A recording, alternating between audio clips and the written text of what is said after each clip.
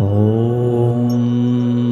अस्य श्रीबटुकभैरवब्रह्मकवचस्य भैरवऋषिः अनुष्टुप्छन्दः। श्रीबटुकभैरवो देवता मम बटुकभैरवप्रसादसिद्ध्यर्थे जपे विनियोगः।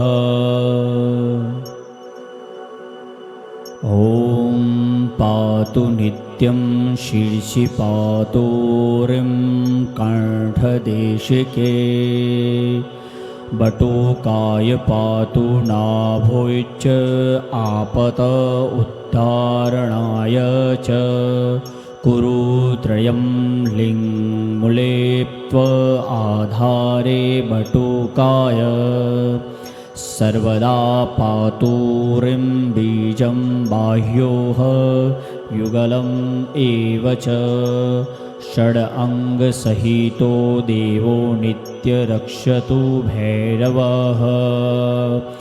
ॐ ह्रीं बटुकाय सततं सर्वं मम सर्वदा।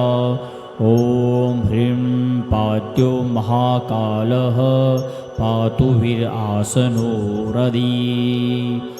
ॐ ह्रीं कालः शिरः पातु कण्ठदेशे तु भैरवः। गणराट् पातु जिह्वायाम् अष्टभिः शक्तिभिः सह। ॐ ह्रीं दण्डपाणिः गुह्यमूले भैरवीसहितः तथा। ॐ ह्रीं विश्वनाथः सदा पातु सर्वाङ्ग मम सर्वदा। ॐ ह्रीं अन्नपूर्णा सदा पातु च अंसो रक्षतु चण्डिका।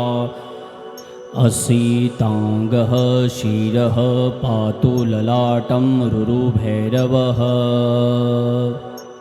ॐ ह्रीं चण्डभैरवः पातु वक्रत्रं कण्ठं श्रीक्रोधभैरवः।